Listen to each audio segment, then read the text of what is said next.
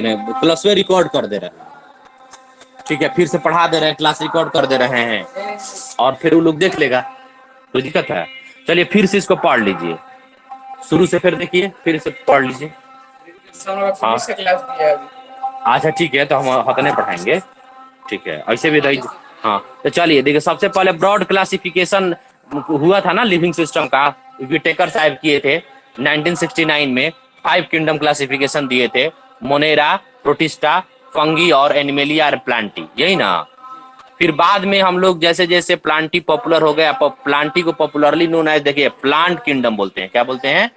Plant kingdom. पहला paragraph के last line देखिए, प्लांट किंगडम, ठीक है। तो ये प्लांट किंगडम जो है में ही से निकाला गया, किसको किसको? प्लांट किंगडम में से निकाला गया था फंगी, मोनेरा, प्रोटिस्टा। इसके पास सेल वाल था तो उसको पहले किस में रख दिया गया था? लिनियस के हिसाब से रख दिया गया था प्लांटी में, लेकिन फिर उसको बाहर विटेकर साहब निकाल दिए। साइनोबैक्टीरिया को भी हम लोग ब्लू ग्रीन एल्गी कहते हैं, तो एल्गी नहीं है, नॉट एल्गी, ठीक है, नॉट एल्गी, मतलब वो एल्गा नहीं है, क्या है? ब्लू ग्रीन एल्गी है, मतलब वो साइनोबैक्टीरिया है, मतलब वो मोनेरा है, समझे, वो मोनेरा है। अब प्लांटी में क्या बात है कि प्लांटी को हम लोग 5 ग्रुप में बांटे हैं भैया, कोई नहीं ज्वाइन है, मतलब किसी को आवाज नहीं जा रहा है मेरा ना, कोई नहीं ज्वाइन है। प्लांटी में क्या है ना कि आपका algae, bryophyta, pteridophyta, gymnosperm, angiosperm, ये सब क्या है आपका? उसका ग्रुप है, उसका क्या है? ग्रुप है। कोई बात नहीं, हम रिकॉर्डिंग करके भेज देंगे, ठीक है। फिर है और अर्ली क्लासिफिकेशन जो है, अर्ली क्लासिफिकेशन सिस्टम जो है only gross superficial morphological character पे होता था। क्या होता था? ग्रॉस सुपरफिशियल मार्फोलॉजिकल कैरेक्टर पर का माने वो यूट्यूब चला रहे हैं, गजब हाल है ना, नेट सही आ रहा है, चलिए तो ठीक है ना। Only gross superficial morphological character के बेस पर ये है आपका, ठीक है। तो इसमें क्या था? एंड्रोसियम, एंड्रोसियम क्या होता है? मेल रिप्रोडक्टिव सिस्टम, किसका? प्लांट का। ये कौन बताया था? एंड्रोसियम का नाम कौन रखा था? कार्लस लिनियस, जो 25,000 प्लांट पे रिसर्च किए थे। बुढ़ऊ का कोई काम धंधा तो था नहीं, बैठ के रिसर्च करते रहते थे, ठीक है। फिर आया भाई, चलिए पहले किस पे आधार पर बांटा जाता था प्लांट को? Only gross superficial morphological structure पर, दिख रहा है, और एथी में देखिएगा ना तो बढ़िया दिखेगा, हाँ उसमें कैसे अंडरलाइन किया हुआ है, ठीक है।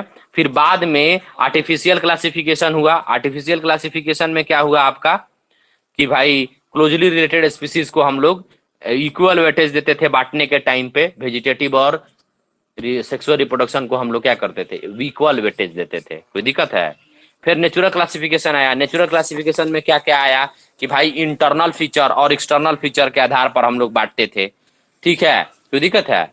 इंटरनल फीचर क्या है? अल्ट्रा स्ट्रक्चर है, एनाटॉमी है, ठीक है। उसको हम ये वाला पेज को बदलते हैं तब ना वो लोग को दिखाई देगा।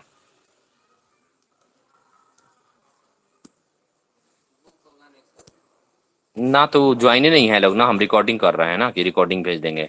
तो केवल जो आपका नेचुरल जो नेचुरल जो क्लासिफिकेशन है, नेचुरल क्लासिफिकेशन सिस्टम है, उसमें एक्सटर्नल फीचर और इंटरनल फीचर दोनों को क्या किया जाता है? देखा जाता है। पहले अल्ट्रा स्ट्रक्चर, एनाटॉमी, इम्ब्रियोलॉजी और फाइटोकेमिस्ट्री, ये सबको क्या हम लोग करते हैं आपका?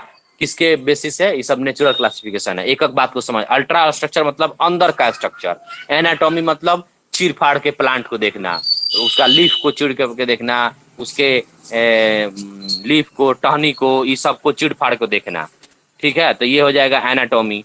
फिर इम्ब्रियोलॉजी मतलब सीड का डेवलपमेंट, क्योंकि उसका बच्चा क्या है? प्लांट का बच्चा क्या होता है? सीड होता है, वह उसी सीडे से ना नया प्लांट बनेगा, तो वो इम्ब्रियोलॉजी डेवलपमेंट। फाइटोकेमिस्ट्री, फाइटोकेमिस्ट्री क्या है भैया? जैसे हम लोग में बायोकेमिस्ट्री होता है ना, मतलब अंदर के बॉडी का रिएक्शन, बायोकेमिस्ट्री, तो इसी में वो प्लांट है तो फाइटो है, तो फाइटोकेमिस्ट्री। कोई दिक्कत है? प्लांट के बॉडी में क्या क्या, प्लांट के बॉडी में क्या क्या रिएक्शन हो रहा है, उसको हम लोग फाइटोकेमिस्ट्री बोलते हैं। इस सब के आधार पर हम लोग क्या नेचुरल क्लासिफिकेशन करना चालू किए, कोई दिक्कत है? और ये नेचुरल क्लासिफिकेशन कौन दिए थे फ्लावरिंग प्लांट के लिए? ये दिए थे जॉर्ग बेंथम, बेंटन के भाई थे, ठीक है, जॉर्ग बेंथम, ठीक है, बेंथम बोलिए, बेंटन बोल दीजिए, जॉन मंथन बोल दीजिए, ठीक है। और जेसफ डाल्टन हुकर, ये कुकर के जेडी हुकर, हुकर के भाई जेडी हुकर, और बेंटेन के भाई जॉर्ग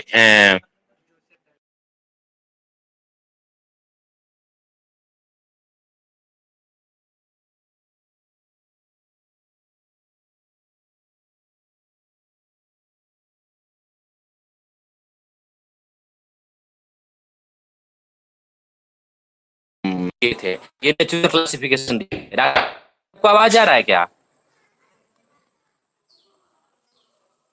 पता ना आवाज जा रहा है कि नहीं इनको।